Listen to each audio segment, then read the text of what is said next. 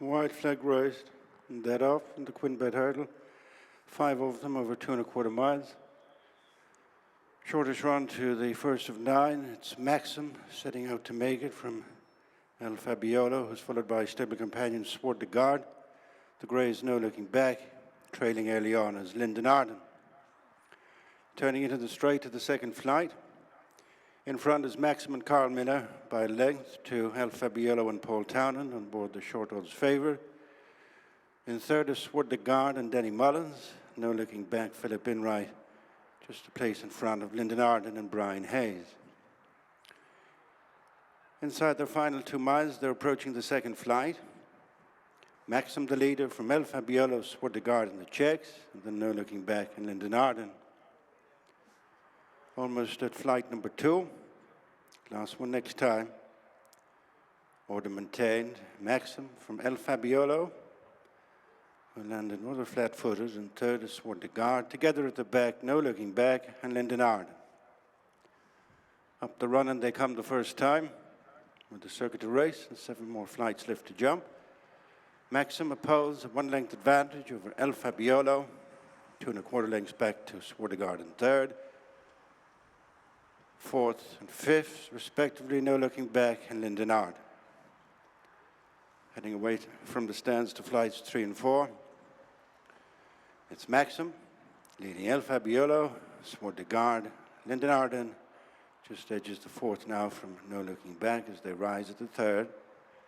Maxxum with, for company now, El Fabiolo.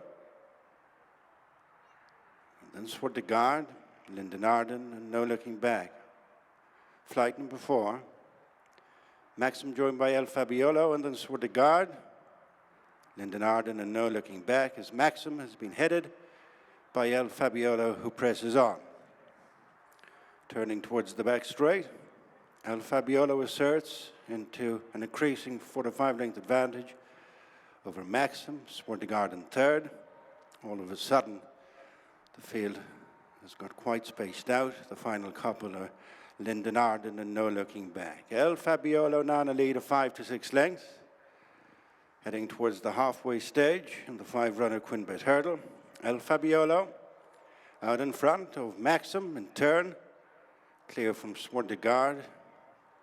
No looking back, just takes back fourth from Linden Arden. Coming inside the halfway stage as they approach the first of 3 flights in the back straight. Another 5 to jump. El Fabiolo up and over by 8 lengths to Maxxum, Soir De Garde. 7 lengths behind the second and third. And then no looking back in Linden Arden. Over that middle flight in the back straight with 7 furlongs to go. And it's El Fabiolo and Paul Townend out in front of Maxxum and Carl Miller, then Soir De Garde. And Danny Mullins. No looking back, Philip Inright on the outside of Linden Arden and Brian Hayes. Going to the last of 3 in the back straight. This is the third last. El Fabiolo has moved out for the better ground. Maxxum second. Well behind them in third is Soir De Garde and then no looking back in Linden Arden. 2 flights to jump with a vastly reduced advantage. El Fabiolo as Maxxum has moved back to be within length of the leader. Soir De Garde still well behind them in third as they pass their point of departure. El Fabiolo rejoined by Maxxum, 10, 12 lengths adrift in third as Soir De Garde, Linden Arden, and finally no looking back.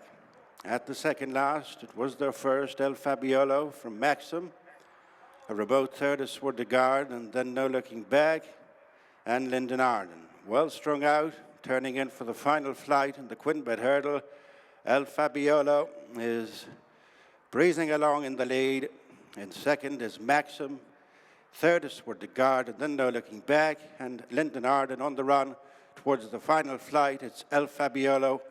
Gone a long way clear again from Maxxum, Soir De Garde, no looking back, and Linden Arden at the final flight. El Fabiolo untidy, but has really given the other 4 a runaround here in the QuinnBet Hurdle. El Fabiolo and Paul Townend coming up to the line.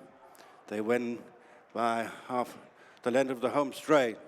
Soir De Garde ran on late to take second. Third was Maxxum.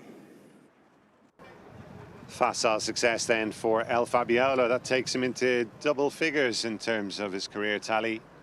And he returns the 7-2 on favourite. Under the champion jockey Paul Townend, a few sloppy jumps on the way round, Lisa, including at the final flight, but he'd already stamped his superiority over his rivals at that stage. Maxxum took them along early, but they weren't going much of a gallop. Paul Townend let him stride on, and ultimately it was just a case of getting from A to B here, I think, wasn't it? Yeah, there was never any too much of an anxious moment. I suppose a little squander over the last flight of hurls, but he's much better on the day. He retains all the ability that we've seen him with beforehand, albeit now this wasn't the strongest of fields that he's encountered in his career. But ultimately a very good performance by him, and I can imagine that, I'd say, Connections will be looking to pitch him in much tougher company over the next while. I suppose with those spring festivals coming up, is there potential that we could see him in the likes of an Aintree or somewhere like that? Wouldn't be the greatest shock, would it? I'd say Simon Munir and Isaac Swade might have a nice team for that meeting. Yeah, or it's like Impere Pass, I wouldn't be shocked if he was aimed at that as well. No, he's certainly earned the right to certainly take a chance there anyway. Really good to see him back in the winner's enclosure yet again. Maxxum probably faded and folded late on. He didn't even get second. Soir De Garde stayed on for second place, but look, the winner's in a league of his own, Gary. Let's see what Paul Townend made of that from El Fabiolo. Paul, he was good and fresh on the way down to the Star. What about his performance in the race itself? Sure, that's him. You know, I thought if I could hold him for some bit, if when we were going that slow, and I just let him at it then, because I didn't want to get in too much of a fight with him. But he seems to be enjoying life, and you know, he took on his hurdles really nicely, and he's won really well. That was obviously a huge drop in class today. What sort of level would you fancy he'll get back up to before the season's end? I think he can be competitive at a good level. It was, you know, a huge ask from the last time, and you know, over 2 miles especially, I thought it was a huge ask for him. But I think he can. I think they can farm plenty of nice races with him. Yeah. Could you ever see a day, and obviously you're a man who's taken a couple of nasty falls off him, that he would jump a fence again? Never say never. And you know, like even up to his last run over fences, he was running a cracker, and he just made. I heard a few people say you reckon you'd have won or gone very close that day. I think I would have, you know, but so the ability was always there. The fences were just getting in the way. But no, I think he's a happy horse over hurdles at the moment, and as I said, you never say never, but I couldn't see it myself now. You're probably happy enough too.